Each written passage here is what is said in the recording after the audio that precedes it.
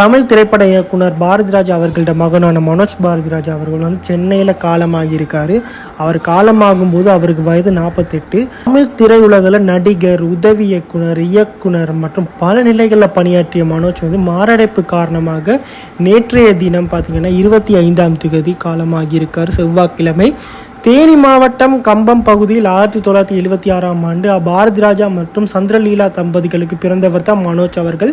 தமிழ் சினிமாவின் முன்னணி இயக்குனராக இருந்த பாரதிராஜா அவர்களுடைய மகனால இவருக்கு வந்து சினிமாங்கிறது ஒரு பரிச்சயமான ஒரு விஷயமாவே இருந்திருக்கு. அதை பார்த்து நிறைய விஷயங்களை கற்றுக்கிட்டே வளர்ந்து வந்திருக்காரு மனோஜ். இவர் வந்து அந்த துறையில் மிகவும் ஆர்வத்தை வளர்த்து இவர் எப்படியாச்சும் தன்னுடைய தந்தை மாதிரி ஒரு மிகப்பெரிய ஒரு டைரக்டர் ஆகணும் அப்படின்ற ஒரு ஆசையில் நிறைய நடவடிக்கைகளை மேற்கொண்டிருக்காரு மனோஜ் பாரதிராஜா.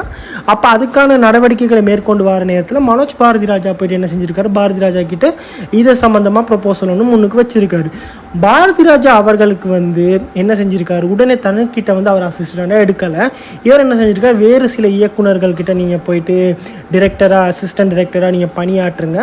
அதுக்கு பிறகு ஒரு சில படங்களுக்கு பிறகு உங்களுக்கு ஒரு எக்ஸ்பீரியன்ஸ் வந்ததுக்கு பிறகு அகைன் நீங்கள் திருப்பி என்கிட்ட வாங்க, இப்படி எக்ஸ்பீரியன்ஸை கெதர் பண்ணுங்கன்னு சொல்லி மனோஜ் பாரதிராஜாவுக்கு ஒரு அறிவுரையை சொல்லி அனுப்பியிருக்காரு பாரதிராஜா.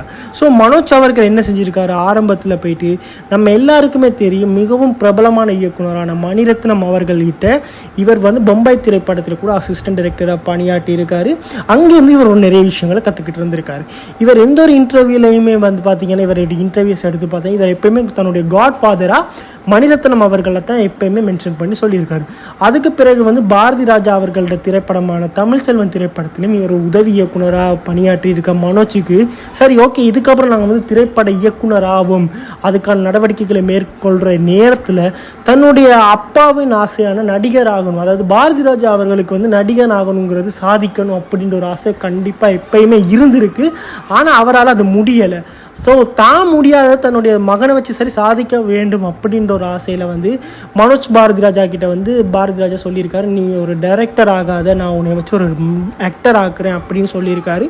தந்தையின் ஆசையை நிறைவேற்றத்துக்காக தன்னுடைய ஆசையை தூக்கி எறிஞ்சி மனோஜ் பாரதிராஜா வந்து நடிகனாக அறிமுகமாகிறாரு, தன்னுடைய பாதையை மாற்றிக்கொள்கிறார். ஸோ நடிகராக அறிமுகமாகிறதுக்கு அவருக்கு முன்னுக்கு அவர் நிறைய விஷயங்களை வந்து செஞ்சுருக்காருன்னு தான் சொல்லக்கூடியதாக இருக்கும்.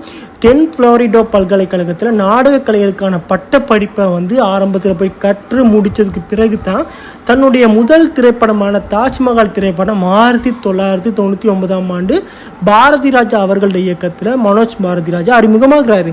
இந்த திரைப்படம் அவருக்கு பெருசாக ஒரு வெற்றியை தேடி தந்துச்சா அப்படின்னு சொன்னால் இல்லை. ஏன்னா இந்த திரைப்படம் விமர்சன ரீதியாக வசூல் ரீதியாக ஒரு அடி வாங்கிச்சுன்னு தான் சொல்லக்கூடியதாக இருக்கும். பெருசாக அதுக்கான நல்ல வரவேற்பு கிடைக்கல. ஆனால் இந்த திரைப்படத்தில் இடம்பெற்ற பாடல்கள் இன்று வரைக்குமே மக்களிடையே வந்து கொண்டாடப்பட்டு தான் வருதுன்னு தான் சொல்லக்கூடியதாக இருக்கும். ஏன்னா இந்த திரைப்படத்துக்கு மியூசிக் போட்டது A.R. ரகுமான் அவர்கள். ஸோ இது எல்லாமே தான் வந்து இவர் பிறகு என்ன செஞ்சிருக்காங்க, K.S. ரவிக்குமார் அவர்களுடைய இயக்கத்தில் சமுத்திரம் திரைப்படத்தில் நடிகர் சரத்குமாரின் தம்பிகள் ஒருவராக நடிச்சிருக்காரு. அதில் ஒரு முக்கிய கதாபாத்திரமாகவும் இவர் நடிச்சிருப்பார். அந்த திரைப்படம் எல்லாமே நம்ம எல்லாருமே மோஸ்ட்லி பார்த்துருப்போம். அந்த ஒரு திரைப்படம் தான் இவருக்கு ஒரு மிகப்பெரிய ஒரு வெற்றி திரைப்படமாக இருந்துச்சு. இதன் பிறகு மீண்டும் பாரதிராஜா இயக்கத்தில் கடல் பூக்கள் திரைப்படத்தில் நடிகர் முரளியுடன் இணைந்து இணை கதாநாயகனாக நடிச்சிருந்திருப்பார். அதுவும் தோல்வி படமாக அமைந்தாலும் கூட ஆனால் அந்த திரைப்படம் வந்து சிறந்த திரைக்கதைக்கான தேசிய விருதை பாரதிராஜா அவர்கள் வெற்றிருந்தார். அதுக்கப்புறம் வந்து அமர்கலம், பார்த்தேன் ரசித்தேன் உள்ளிட்ட திரைப்படங்களை இயக்கிய சரண் இயக்கத்தில் அல்லு அர்ஜுனா மற்றும் சூப்பர் குட் ஃபிலிம்ஸ் தயாரிப்பில் வருஷமெல்லாம் வசந்தம், ஈரநிலம், அறிமுக இயக்குனரான DJ குமாரின் சாதுரியன் உள்ளிட்ட திரைப்படங்களையும் கதாநாயகனை நடித்தாலும் கூட அவருக்கு எதிர்பார்த்த ஒரு வரவேற்பு கிடைக்கல.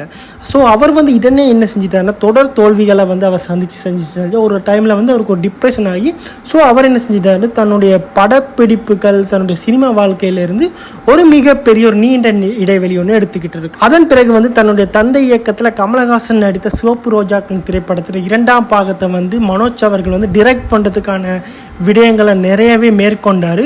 ஆனால் அந்த திரைப்படம் ஒரு தயாரிப்பு நிலைக்கு கூட போகல, அடுத்த கட்ட நடவடிக்கை கூட போகலன்றது ஒரு விஷயத்தை வந்து மனோஜ் பாரதிராஜா அவர்களால் வந்து ஏற்றுக்கொள்ள முடியும். முடியல. ஒவ்வொரு முறையும் சிகப்பு ரோஜாக்கள் கையில் எடுக்கும்போது அதுக்கான பல தடங்கள் வந்திருக்கும். அதுக்கான நடவடிக்கைகள் அவர் எடுத்தாலும் கூட அதுக்கான விஷயங்கள் சரியாக நடக்கலை.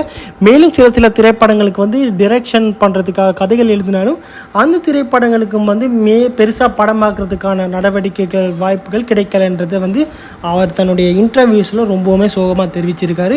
இதன் பிறகு பார்த்தீங்கன்னா பாரதி ராஜா அவர்கள் இயக்கிய பொம்மலாட்டம், சங்கர் இயக்கத்தில் இந்திரன் ஆகிய திரைப்படங்களில் உதவி இயக்குனராக ஒர்க் பண்ணியிருக்காரு.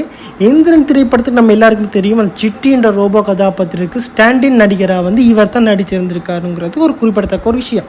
கிட்டத்தட்ட 8 ஆண்டுகள் இடைவெளிகளுக்கு பின்னும் மீண்டும் பாரதி ராஜா இயக்கத்தில் அன்னக்கொடி திரைப்படத்தில் நடித்திருந்தார்.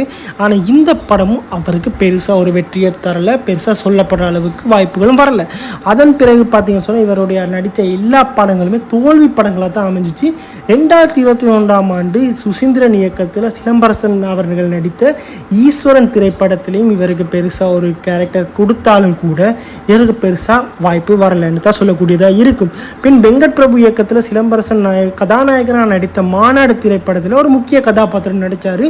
அதுக்கு பிறகு இவருக்கு நிறைய நல்ல வாய்ப்புகள் எல்லாமே வர ஆரம்பிச்சிச்சு அந்த மாநாடு திரைப்படத்துக்கு பிறகு. கடைசியாக 2022 ஆண்டு முத்தையா இயக்கத்தில் கார்த்திக் கதாநாயகனாக நடித்த விருமன் திரைப்படத்திலையும் கதாநாயகனின் அண்ணனாக இவர் நடிச்சிருப்பார். இதுவே இவருக்கு நடிகராக நடித்த கடைசி திரைப்படம். இவர் அது மாத்திரம் இல்லாமல் இவர் பாரதி ராஜா அவர்கள் நடத்தி வர திரைப்பட கல்லூரிகளில் மாணவர்களுடன் இருந்து சின்ன சின்ன குறும்படத்தையும் இவர் இயக்கியிருக்கார் 2018 ஆண்டுகளில். அதில் இவருடைய தன்னுடைய டிரெக்டிங் ஸ்கில்ஸை அப்டேட் பண்ணி அதுக்கான வேலைகளை பண்ணியிருக்காரு. 2023 சுசீந்திரன் தயாரிப்பில் இளையராஜா அவர்களது இசையில் மனோஜ் பாரதி ராஜா அவர்கள் டிரெக்ட் பண்ண ஸ்டார்ட் பண்ணியிருக்காரு.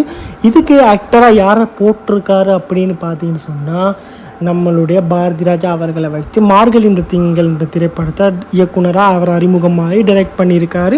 ஆனால் அந்த திரைப்படமும் இவருக்கு பெருசாக சொல்கிற அளவுக்கு பெருசாக முன்னுக்கு பெரிய வெற்றிகளை பெற்றுக் கொடுக்கல. இவர் டிரெக்ட் மட்டுமே பண்ணலை, இவர் பார்த்தீங்கன்னு சொன்னால் நிறைய மியூசிக் தொடர்பான வேலைகளையும் ஈடுபட்டிருக்காரு. அதுக்கு ஒரு சிறந்த எக்ஸாம்பிள் தான் 1998 ஆண்டு 16 வயதுலேங்கிற இண்டிபெண்ட் ஆல்பமை இவர் ரிலீஸ் பண்ணியிருக்காரு. அதுக்கு டிரெக்ட் பண்ணியிருக்காரு. அதில் நடிகை மீனா அவர்களை வச்சு நடிக்க வச்சிருக்காரு. அதில் இந்த ஆல்பம் சில டிலே ஆகி 2001 ஆண்டு இந்த ஆல்பம் ரிலீஸ் ஆகிருக்கு. அந்த ஆல்பத்தில் இவர் பாடியதை வச்சு தான் ஏஆர் ரஹ்மான் அவர்கள் ஏச்சி எலுமிச்சின்ற ஒரு பாடலை தாஜ்மஹால் திரைப்படத்தில் இவரும் சேர்ந்து அவருக்கு பாடுறதுக்கான வாய்ப்பையும் வழங்கியிருக்காரு. கடந்த மாதம் இதே அறுவை சிகிச்சை செய்து கொண்டிருந்த மனோஜ் கடந்த சில நாட்களாகவே உடம்பு சரியில்லாமல் இருந்துச்சு. அவர் தொடர்ந்து பெட் ரெஸ்டாகவே இருந்தார். திடீர் மாரடைப்பு காரணமாகத்தான் அவர் நேற்றைய தினம் மரணம் அடைந்ததாக அதிகாரப்பூர்வமாக அறிவிக்கப்பட்டது. மனோஜ் பாரதிராஜா அவர்களோட மரணம் திரையுலகத்துக்கு ஒரு பேரதிர்ச்சியாக தான் இருந்திருக்கு. இன்னும் வரைக்குமே ரசிகர்களால் அது ஒரு ஏற்றுக்கொள்ள முடியாத ஒரு மரணமாக தான் இன்னும் வரைக்குமே வருது. ஸோ அவருடைய ஆத்மா சாந்தியடைய அனைவரும் பார்த்திப்பதோடு இவருடைய வாழ்க்கையை நாங்கள் எக்ஸாம்பிளாக எடுத்துக்கொண்டா இவர் ட்ரை பண்ணுறதுல என்றைக்குமே குவைட் பண்ணலை. தன்னால் முடியலாட்டி இறுதி வரைக்குமே தான் போராடிக்கிட்டே தான் இருந்திருக்காங்கிறது இவருடைய வாழ்க்கையிலேருந்து பார்க்கும்போது ஒரு பெஸ்ட் எக்ஸாம்பிளாக நாங்கள் எடுத்துக்கொள்ள முடியும்.